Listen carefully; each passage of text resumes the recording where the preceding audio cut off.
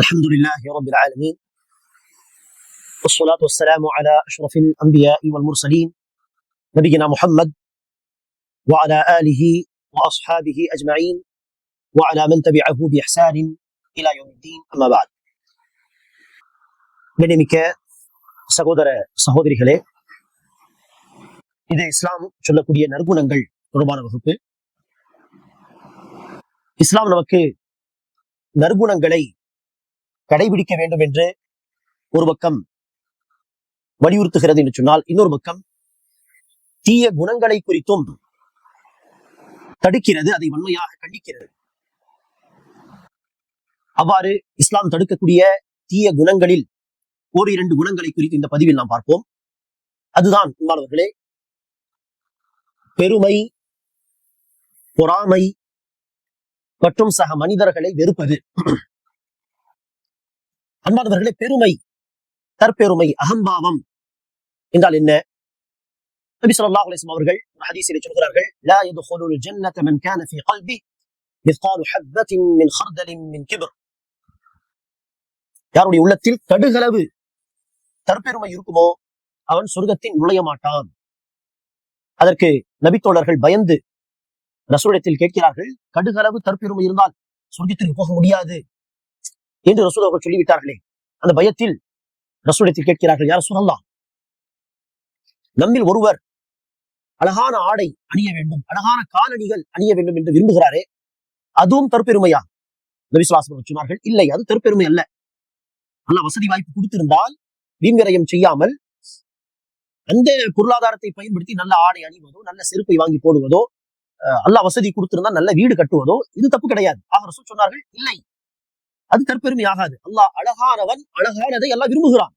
ஆக உங்களுடைய வசதிக்கு ஏற்ப நீங்க அழகானதை பயன்படுத்துங்கள், தப்பில்லை என்பதாக ரசூல் அவர்கள் சொல்லிவிட்டு அடுத்து தற்பெருமை என்றால் என்ன என்கிற ஒரு வரையறையை ரசூல் அவர்கள் நமக்கு தந்து விட்டார்கள். அந்த வரையறை என்ன? பத்ருல் ஹக்கி வ கம்துன் நாஸ். சத்தியத்தை மறுப்பதும் சக மனிதர்களை தரக்குறைவாக நினைப்பதும் இழிவாக கருதுவதும் தான் தற்பெருமை என்று சொன்னார்கள். இதுதான் அன்பானவர்களை வரையறை. என்னுடைய உள்ளத்தில் தற்பெருமை இருக்கிறது என்பதற்கான அடையாளம், வெளிப்படையில் அதனுடைய வெளிப்பாடு, அதனுடைய அறிகுறி தான் என்னது? இதுதான் சரி, இதுதான் சத்தியம் என்று தெளிவான பிறகும் நான் அதை ஏற்க மறுப்பது. நான் சொன்னதுதான் சரி, யார் முட்டி மோதினாலும், யார் என்னதான் ஆதாரங்களை தெளிவாக எடுத்து சொன்னாலும் நான் அதை ஏற்றுக்கொள்ள மாட்டேன் என்று பிடிவாதமாக நான் சொன்னதுதான் சரி என்று பிடிவாதமாக இருக்கக்கூடிய இந்த தன்மை, இது தற்பெருமைக்கான அடையாளம். அதே போல பிறரை தரக்குறைவாக, தாழ்வாக நினைப்பது, இந்த பழக்கம் இருந்தால் இதுவும் உள்ளத்தில் இருக்கக்கூடிய தற்பெருமையின் வெளிப்பாடு, அடையாளம். தற்பெருமை உள்ளவர்கள் நாளை வறுமை நாளிலே இழிவானவர்களாக, அவர்கள் தன்னை பெரியவனாக நினைப்பார்கள், ஆனால் அல்லாஹ்வுக்கு முன்னால் அவர்கள் இழிவானவர்களாக மாறுவார்கள், இழிவானவர்களாக நரகத்தில் புகுவார்கள். சயதுகுலூன ஜஹன்னம தாகிரீன் என்று அல்லாஹ் சுப்ஹானஹு வ தஆலா சொல்கிறார். இதேபோல் இப்போது நாம் சொன்ன அந்த ஹதீஸிலே கடுகளவு தற்பெருமை இருந்தால் என்னது? சக மனிதர்களை இழிவாக கருதுவது, சரி இதுதான் சத்தியம், இதுதான் என்று தெளிவான பிறகும் அதை ஏற்க மறுப்பது, நான் சொன்னதுதான் சரி என்று இருப்பது, இந்த பழக்கம், இந்த தன்மை இருந்தால் அவர்கள் சொர்க்கத்தில் நுழைய மாட்டார்கள். அன்பானவர்களே, இந்த தற்பெருமை என்பது அல்லாஹ்வோடு போட்டி போடக்கூடிய ஒரு செயலில் மிக மோசமான ஒரு விஷயம். அல்லாஹ்வோடு போட்டி போடக்கூடிய ஒரு செயல். அல்லாஹ் சுப்ஹானஹு வ தஆலா சொல்வதாக நபி ஸல்லல்லாஹு அலைஹி வஸல்லம் சொல்கிறார்கள், பெருமை என்பது என்னுடைய ஆடை, யார் அதை என்னிடமிருந்து இழுக்க விரும்புவானோ நான் அவனை விடமாட்டேன் என்பதாக அல்லாஹ் சுப்ஹானஹு வ தஆலா சொல்வதாக நபி ஸல்லல்லாஹு அலைஹி வஸல்லம் சொல்கிறார்கள். அன்பானவர்களே, பெருமை என்பது அல்லாஹ்வுடைய பண்பு. அல்லாஹ் சுப்ஹானஹு வ தஆலாவுடைய பண்புகள் ஒன்றுதான் அல் முத்தகப்பிர், பெருமை உள்ளவன், அல் கபீர், பெரியவன். ஆக இந்த தற்பெருமை என்பது அல்லாஹ்வுடைய பெருமை என்பது அல்லாஹ்வுடைய தன்மை. ஆக மனிதன் அந்த பெருமை என்கிற விஷயத்திலே தனக்கும் ஒரு பங்கு இருப்பதாக நினைத்து தற்பெருமை கொள்வானே, ஆனால் அவன் அல்லாஹ்வோடு போட்டி போடுகிறான். நவுது பில்லாஹ். அன்பானவர்களே, சத்தியம் இதுதான், சரி இதுதான் என்று உங்களுக்கு தெளிவாகிவிட்டால், உங்களுடைய உள் மனசு, உங்களுடைய மனசாட்சி அவர் சொல்வது சரி என்று சொல்கிறது என்று சொன்னால் வெளிப்படையில் என்ன செய்யாதீர்கள்? இல்லை, நான் சொன்னதுதான் சரி என்று பிடிவாதமாக இருக்காதீர்கள். சரி என்று உங்களுடைய மனசுக்கு பட்டால் அதை ஏற்றுக்கொள்ளுங்கள். குறிப்பா ஆதாரத்தின் அடிப்படையில் உலகம் சார்ந்த விஷயமாக இருந்தால் லாஜிக்கான விதத்திலே இதுதான் சரி என்று தெளிவான பின்னர் நினைச்சக்கூடாது, அதை மறுக்கக்கூடாது. குறிப்பாக மனசாட்சியை சொல்லும் ஆதாரங்களை பார்க்கும் பொழுது லாஜிக்கான விதத்திலே உலகம் சார்ந்த விஷயத்தில் இதுதான் சரி என்று எடுத்து சொல்லப்பட்டால், அல்லது யதார்த்தமான விதத்திலே அதுதான் சரி என்று நமக்கு புரிந்தால் மனசாட்சி சொல்லும் ஆம் இதுதான் சரி என்று. ஆனால் தற்பெருமை பிடித்தவர்கள் நினைச்சுவார்கள், மனசாட்சி உள்ளே அது சொன்னாலும் நினைச்சுவார்கள் வெளிப்படையில் இல்ல இது தவறு, நான் சொல்றதுதான் சரி. ஆக இந்த தன்மை நம்மிடத்தில் இருக்கக்கூடாது. இது மார்க்கம் தொடர்பான விஷயமா இருந்தாலும் சரி, உலகம் சார்ந்த விஷயம், கணவன் மனைவி மத்தியில் உள்ள விஷயம், கணவர் ஒரு விஷயத்தை சொல்வார், மனைவி அதுக்கு மாற்றமாக சொல்வார்கள். ஒரு கட்டத்தில் கணவன் சொன்னது தவறு என்று கணவருக்கு புரிந்தால் ஆம் என்று ஒத்துக்கொள்ள வேண்டும். நான் சொன்னது தவறுதான், நீ சொல்றது கரெக்ட் தான் என்று. அதே போல்தான் மனைவி, அதே போல்தான் யாராக இருந்தாலும். அதே போல் அன்பானவர்களே, சக மனிதர்களை இழிவாக கருதக்கூடாது.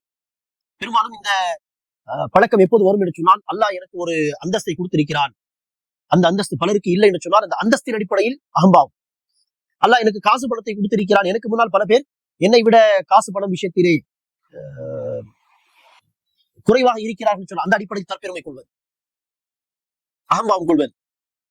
எனக்கெல்லாம் அறிவை கொடுத்திருக்கிறான், எனக்கு முன்னால் ஒருவர் அப்பாவியாக அல்லது முட்டாளாக இருக்கிறான் என்று சொன்னால் தற்பெருமை கொள்வது. ஆக என்னிடத்தில் இருக்கக்கூடிய ஒரு விஷயம் எனக்கு முன்னால் இருக்கும் ஒருவரிடத்தில் இல்லை என்று சொன்னால்தான் பெரும்பாலும் அந்த சிந்தனைகள் வரும். நான் அவனை விட சிறந்தவன், நான் அவனை விட பெரியவன், அந்த சிந்தனைகள் வரக்கூடாது. மாறாக அல்லாஹ் கொடுத்த அந்த விஷயம் அல்லாஹ் கொடுத்த அருட்கொடை என்பதை மறந்து விடாமல் அந்த அருட்கொடையை பயன்படுத்தி எப்படி தனக்கும் பிறருக்கும் நன்மை சேர்க்க முடியும் என்கிற முயற்சியில் நாம் ஈடுபட வேண்டுமே தவிர அந்த அருட்கொடையை வைத்து தற்பெருமை கொள்ளக்கூடாது. தற்பெருமை கொள்வதற்கு நமக்கு தகுதியே கிடையாது. அல்லாஹ் கொடுத்தது, அது அல்லாஹ் நமக்கு நாடியது, அவர்களுக்கு எல்லாம் நாடவில்லை, நமக்கெல்லாம் அதை நாடி இருக்கிறான். அவ்வளவுதான் டிஃபரன்ஸை தவிர தற்பெருமை கொள்வதற்கு எந்த ஒரு ரீசனும் அங்கே கிடையாது. அது அல்லாஹ் கொடுத்த விஷயம். இப்படி அன்பானவர்களே, பேசுவது, பார்ப்பது, கேட்பது எல்லாம் இது அல்லாஹ் கொடுத்த ஒரு அருட்கொடை தானே. ஆக கேட்கக்கூடிய சக்தி உள்ள நாம் எல்லாம் கேட்கக்கூடிய சக்தி இல்லாத காது கேட்காதவர்கள் இருப்பார்களே, அவர்களை பார்த்து என்ன செய்யக்கூடாது, இழிவாக கருதக்கூடாது. அல்லாஹ் நமக்கு அந்த சக்தியை கொடுத்திருக்கிறார், அவர்களுக்கு எல்லாம் கொடுக்கவில்லை, அல்லாஹ் அவர்களுக்கு அதை நாடவில்லை. அதே போல்தான் இந்த மற்ற விஷயங்களும், பதவி, பட்டம், அழகு, அறிவு, பொருளாதாரம் எல்லாமே அதேதான். அல்லாஹ் நமக்கு அதை நாடி இருக்கிறான், கொடுத்திருக்கிறான், பிறருக்கு அதை நாடவில்லை. ஆக அல்லாஹ் நமக்கு கொடுத்தது 100% நாம் அதை என்ன செய்யவில்லை, சம்பாதிக்கவில்லை, நாம் அதை அடையவில்லை. மாறாக அல்லாஹ் நமக்கு அதை நாடி இருக்கிறான். ஆக அல்லாஹ்வுக்கு தான் பெருமை எல்லாமே, நமக்கு எந்த ஒரு பெருமையும் கிடையாது, பெருமை கொள்வதற்கு எந்த ஒரு காரணமும் கிடையாது. பெருமை, தற்பெருமைக்கு மாற்றமாக அன்பானவர்களே பணிவை நாம் கொண்டு வர வேண்டும். சக மனிதர்களோடு பணிவாக நடந்து கொள்ள வேண்டும். இதுதான் சரி என்று சொல்லப்பட்டால், நமக்கு புரிந்தால் சரி எப்படியா, சரி நான் சொன்னது தவறுதான், பணிவாக அதை ஏற்றுக்கொள்ள வேண்டும். அது என்ன பிரச்சனை? சக மனிதர்கள் இழிவாக கருதாமல், மாறா அல்லாஹ் நமக்கு பதவி, பட்டம், காசு பணம் கொடுத்திருந்தால் பணிவாக நடந்து கொள்ளுங்கள். மக்களுக்கு அதை கொண்டு பயன் எப்படி சேர்ப்பது என்கிற விஷயத்தை குறித்து யோசியுங்கள், முயற்சி செய்யுங்கள். நபி ஸல்லல்லாஹு அலைஹி வஸல்லம் சொன்னார்கள், மன் தவாதஅ லில்லாஹி ரஃபஅஹு அல்லாஹ். யார் அல்லாஹ்வுக்காக பணிவாக நடந்து கொள்கிறாரோ, பணிவாக நடந்து கொள்ளும் காரணத்தினால் அவர் இழிவானவராக மாற மாட்டார். மாறாக ரசூல் சொல்கிறார்கள், யார் அல்லாஹ்வுக்காக பணிவாக நடந்து கொள்வாரோ அல்லாஹ் அவரை இன்னும் அதிகமாக உயர்த்துவான். அன்பானவர்களே, தற்பெருமை உள்ளத்தில் அறவே இருக்கக்கூடாது. பணிவை நாம் ஏற்படுத்திக் கொள்ள வேண்டும். அடுத்தபடியாக அன்பானவர்களே, பொறாமை, பொறாமையும் உள்ளத்தில் இருக்கக்கூடிய ஒரு அசுத்தம். எப்படி தற்பெருமை உள்ளத்தில் இருக்கக்கூடிய ஒரு அசுத்தமோ அதே போல்தான் பொறாமை, அரபில் ஹசத். இந்த ஹசத், இந்த பொறாமை உள்ளத்தில் இருக்கக்கூடிய மிகப்பெரிய ஒரு அசுத்தம். இந்த பொறாமை எப்போதும் நம்மை நிம்மதியாக வாழவே விடாது. தற்பெருமையில் எப்படி அல்லாஹ் நமக்கு கொடுத்த ஒரு விஷயம், அதை அடிப்படையாக வைத்து யாருக்கு அது கிடைக்கவில்லை அவர்களை பார்த்து இழிவாக கருதுவது, இது மோசமான ஒரு செயலோ ஒரு பண்போ.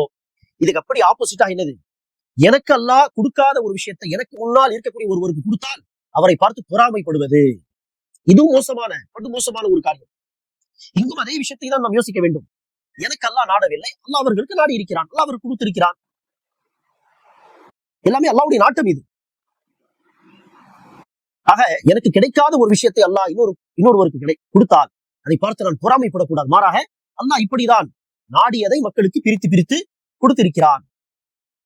எனக்கு கிடைக்காத பொருளாதாரம் அவருக்கு கிடைத்திருக்கிறது, ஆனால் அவருக்கு கிடைக்காத ஏதாவது ஒரு நியமத், ஒரு அருட்கொடை எனக்கெல்லாம் நாடி இருப்பான். குறிப்பாக இந்த பொறாமையை தவிர்ப்பதற்கு நாம் என்ன செய்ய வேண்டும்? உலகம் சார்ந்த விஷயங்களிலே அந்த விஷயத்தினால் பெரும்பாலும் பொறாமை படுவார்கள். ஆக அந்த படம் பட்டம் போன்ற விஷயத்திலே தன்னை விட சிறந்த நிலையில் பெரிய நிலையில் இருக்கக்கூடியவர்களை பார்க்காமல் தன்னை விட குறைந்த நிலையில் இருக்கக்கூடியவர்களை பார்க்க வேண்டும். உதாரணத்துக்கு அல்லாஹ் எனக்கு மாதம் 20,000 ரூபாய் சம்பாதிக்கக்கூடிய ஒரு சக்தியை கொடுத்திருக்கிறான் தற்போது என்று சொன்னால் நான் என்ன செய்யக்கூடாது? 50,000, 1 லட்சம், 2 லட்சம் சம்பாதிக்கக்கூடியவர்களை பார்த்து பொறாமைப்படக்கூடாது. அவர்களை பார்க்கக்கூடாது. தன்னை விட சிறந்தவர்களை பார்த்தாலும் அவர்களை குறித்து கேள்விப்பட்டாலும் பொறாமை வரும். ஆனால் அதை அப்படியே தவிர்த்து நான் இப்படி யோசிப்பது தவறு, பொறாமைப்படுவது ஹராம், இது தீய குணம் என்பதாக தன்னை சரிப்படுத்தி உடனே நினைச்ச வேண்டும். அல்லாஹ் அவர்களுக்கு பர்க்கத் செய்யட்டும்.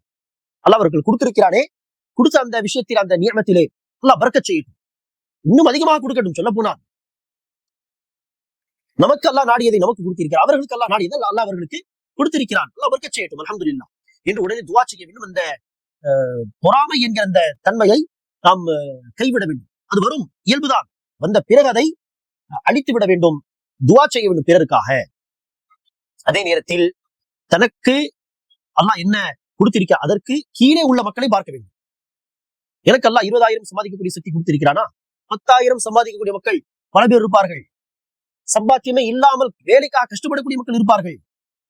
வேலை இல்லாமல், வசதி இல்லாமல், தலை மறைப்பதற்கு ஒரு கூரை இல்லாமல், உடலை மறைப்பதற்கு ஆடை கூட இல்லாமல் ப்ராப்பராக எத்தனையோ ஏழைகள் இருப்பார்கள். பிரிட்ஜுக்கு கீழே பிளாட்ஃபார்மில் இருப்பார்கள். அவர்களை பாருங்கள். அவர்களை விட அல்லாஹ் பன்மடங்கு வசதியோடு தானே நம்மை வைத்திருக்கிறார். அல்ஹம்துலில்லாஹ் என்று அல்லாஹ்வுக்கு நன்றி செலுத்துங்கள். பொறாமை மிக மோசமான ஒரு குணம். இந்த பொறாமை அடுத்தடுத்து பல பாவங்கள் செய்ய வைக்கும். பொறாமைப்படுவது, அந்த பொறாமையின் வெளிப்பாடாக அவர்களுக்கு எதிராக ஏதாவது சூழ்ச்சி செய்வது, அவர்களை குறித்து புறம் பேசுவது, வெறுப்பை வளர்ப்பது என்று அடுத்தடுத்து பல பாவங்களை செய்ய வைக்கும். இது தீயவர்களுடைய குணம். இதை விட்டுவிட்டு பிறரிடத்தில் அல்லாஹ் ஒரு நியமத் கொடுப்பதாக நாம் பார்க்கிறோம் என்று சொன்னால் துஆ செய்யுங்கள், அவர்களுக்காக பிரார்த்தனை செய்யுங்கள், பர்க்கத் கேளுங்கள். மேலும் தன்னை விட வசதி வாய்ப்பிலே அல்லது குறிப்பிட்ட ஒரு நியமத்திலே கீழே உள்ளவர்களை பாருங்கள். பார்த்தால் நன்றி செலுத்தக்கூடிய ஒரு மனப்பான்மை நம்மிடத்தில் வரும். அல்லாஹ் நமக்கு நிறைய விஷயங்கள் கொடுத்திருக்கிறானே என்கிற ஒரு சிந்தனை வரும். அதே போல அன்பானவர்களே, இன்னொரு தவிர்க்க வேண்டிய ஒரு தன்மைதான் வெறுப்பு. சக மனிதர்களை பார்த்து வெறுப்பது. சக மனிதர்களை நேசிக்கக்கூடியவர்களாக நாம் இருக்க வேண்டும். சக மனிதர்கள் மீது அன்பு செலுத்தக்கூடியவர்களாக இருக்க வேண்டும். பெரியவர்களாக இருந்தால் கண்ணியப்படுத்துவது, சிறியவர்களாக இருந்தால் இரக்கம் காட்டுவது, உதவி செய்யக்கூடிய மனப்பான்மை, இதுதான் இருக்க வேண்டுமே தவிர வெறுப்பு இருக்கக்கூடாது. நம்முடைய உள்ளத்தில் வெறுப்பு இருந்தால் இந்த தன்மை என்ன செய்யாது, நம்மை நிம்மதியா வாழ விடாது. நாம் யாரை வெறுக்கிறோம் அவர்களை பார்த்தாலே வெறுப்பாக இருக்கும். நிம்மதியாக அந்த இடத்தில் இருக்க முடியாது. யாரும் வெறுக்காமல் ஏதாவது அவர்கள் நமக்கு கெடுதி செய்தாலும் அந்தந்த நேரத்தில் அதை மன்னித்து விட்டோம் என்று சொன்னால் ஃப்ரீயாக இருக்கும். இதற்கு சைக்காலஜி என்ன செய்வார்கள், ஒரு உதாரணம் தருவார்கள். பிறரை வெறுப்பது, பொறாமை கொள்வது எல்லாம் எப்படிப்பட்ட விஷயம் என்று சொன்னால், ஒரு என்ன செய்கிறார், ஒருவரை வெறுக்கிறார், உடனே அவரை மன்னித்து விட்டு விடாமல் அப்படியே அந்த வெறுப்பை வளர்த்தால் அது என்னது, தலையில் ஒரு கல்லை சுமப்பது. ஒரு செங்கல் உதாரணத்துக்கு, இன்னொரு செங்கலை தூக்கி வைத்தால் அதையும் சுமப்பது, மூணாவது ஒரு செங்கல் அதையும் சுமப்பது, 4வது, 5வது, 6வது, அப்படி 10, 15 செங்கலை தூக்கி நின்றால் என்ன ஆகும்? குறிப்பா அதுவும் வைத்து நிற்கும்போது ஆரம்பத்தில் ஓரளவுக்கு சமாளிக்கலாம். போக போக போக என்ன ஆகும், அதே கற்கள் தான், ஆனால் வெயிட் அதிகமாக இருப்பது போல் தெரியும். போக போக உடம்பெல்லாம் வலிக்க ஆரம்பித்து தூக்க முடியாது இல்லையா? இதுதான் பிறரை வெறுப்பதற்கான உதாரணம். அந்த நேரத்தில் மன்னித்து விடாமல் அப்படியே சேர்த்து வைத்தால் அது நமக்கு தான் பர்டன். அதுவும் வளர்த்து கொண்டே இருந்தால் காலப்போக்கில் அது இன்னும் மோசமாக மாறிவிடும். நாட்கள் போக போக இதை விட்டு வெளிவதற்கு நாம் நினைச்ச வேண்டும். இந்த கல்லை தூக்க முடியவில்லையா, கீழே போட்டு விடுங்கள், வேண்டாம் அது நமக்கு. ஆக வெறுப்பை விட்டுவிட்டு பிறரை மன்னிக்கக்கூடிய தன்மை கொண்டு வாருங்கள், நிம்மதியாக இருக்கலாம். மன்னித்த பிறகு மன்னிப்புக்கு அல்லாஹ் என்ன கூலியை சொல்லி இருக்கிறானோ அதை நாடுங்கள், நிம்மதியாக இருக்கலாம். சில நேரங்களில் பிற தப்பும் செய்திருக்க மாட்டார்கள், இருந்தாலும் நாம் விருப்பம். சரி, ஒரு பேச்சுக்கு அவர்கள் தப்பு செய்ததாக நீங்கள் எண்ணிக்கொண்டாலும் மன்னித்து விடுங்கள். மன்னிப்பது பெரிய குணம் தானே. நாம் பிறரை மன்னித்தால் அல்லாஹ் நம்முடைய பாவங்களை மன்னிப்பதாக குர்ஆனிலே சொல்கிறார். பிறருடைய தவறுகளை நாம் மன்னித்தால் நம்முடைய தவறுகளை, பாவங்களை அல்லாஹ் மன்னிப்பான். மன்னித்து விட்டால் உள்ளம் சுத்தமாகிவிடும், டென்ஷன் கிடையாது, நம்மளுடைய உள்ளத்தில் பர்டன் இருக்காது. சுமை இருக்காது, ஃப்ரீயாக இருக்கலாம், சந்தோஷமாக இருக்கலாம். மன்னிப்பதில் ஒரு ஆனந்தம் இருக்கும். பல பேர் முட்டாள்தனமா என்ன செய்வார்கள், வெறுப்பது ஒரு ஆனந்தமான விஷயமா நினைப்பார்கள். அது ஆனந்தம் கிடையாது, அது சுமை. அது மன்னிப்பதுதான் மிகப்பெரிய ஆனந்தம். மன்னித்து தன்னுடைய உள்ளத்தை சுத்தமாக வைத்துக் கொள்ள வேண்டும். இறுதியாக ஒரே ஒரு செய்தி, நபி ஸல்லல்லாஹு அலைஹி வஸல்லம் ஒரு முறை சபையில் சொன்னார்கள், ஒருவர் இப்போது வருவார், ஒரு சஹாபி, ஒரு தோழர், அவர் சொர்க்கவாசி. சஹாபா பார்த்தார், ஒருவர் இருந்தார். ஒன்றுக்கு 2-3 தடவை அந்த நபி தோழரை குறித்து ரசூல் அவர்கள் சொர்க்கத்தின் நற்செய்தி சொன்னார்கள். அப்போது ஒரு சஹாபி அப்துல்லா பின் அம்ர் பின் ஆஸ் அவர் நினைச்சுகிறார், சொர்க்கத்தின் நற்செய்தி சொல்லப்பட்ட அந்த சஹாபியுடைய வீட்டில் போய் விருந்தாளியாக 3 நாள் தங்குகிறார். இங்க இருக்கலாம் 3 நாட்களுக்கு என்று. சரி, தாராளமாக தங்குங்கள். 3 நாட்கள் இருந்து அவர் என்ன செய்கிறார், என்ன இபாதத் எல்லாமே பார்த்து கவனித்து 3வது நாள் கிளம்பும் பொழுது வந்து சொல்கிறார், நான் நீங்கள் என்ன தினமும் வணக்க வழிபாடுகளை செய்கிறீர்கள் என்பதை கண்காணிப்பதற்காக தான் உங்களுடைய வீட்டில் விருந்தாளியாக கேட்டு வந்தேன். காரணம், உங்களை நபிகள் நாயகம் ஸல்லல்லாஹு அலைஹி வஸல்லம் சொர்க்கவாசி என்று சொன்னார்கள். அப்படி என்ன நீங்கள் அமல் செய்கிறீர்கள் என்பதை பார்க்க தான் வந்தேன். ஆனால் பெரிய அளவில் எல்லாம் ஒன்றும் செய்வது போல் எனக்கு தெரியவில்லையே, சுமாராக தான் அமல் செய்கிறீர்கள். அப்படி இருக்க எதற்காக ரசூல் அவர்கள் நற்செய்தி சொல்லியிருப்பார் என்பதாக நீங்கள் நினைக்கிறீர்கள் என்று கேட்க அவர்கள் சொன்னார்கள், அநேகமாக எனக்கு சொர்க்கத்தின் நற்செய்தி சொன்னதுக்கு முக்கிய ஒரு காரணம் இருக்கலாம். என்னவென்றால், நான் தினமும் தூங்கும் பொழுது காலை முதல் இரவு வரை யார் என்னை கஷ்டப்படுத்தி இருப்பார்களோ தன்னுடைய சொல்லால் செயலால், அவர்களை எல்லாம் மன்னித்து அவர்களை குறித்து எந்த ஒரு கோபத்தையோ வெறுப்பையோ உள்ளத்தில் வைத்துக் கொள்ளாமல் உள்ளத்தை சுத்தமாக்கி தான் நான் படுப்பேன். அநேகமாக இதற்கு ரசூலுல்லாஹி அவர்கள் சொர்க்கத்தின் நற்செய்தி சொல்லியிருக்கலாம். அப்துல்லா பின் அம்ர் பின் ஆஸ் அவர்கள் சொன்னார்கள், ஆஹா, அப்படி என்றால் இது மிக கடினமான கஷ்டமான வேலைதான்.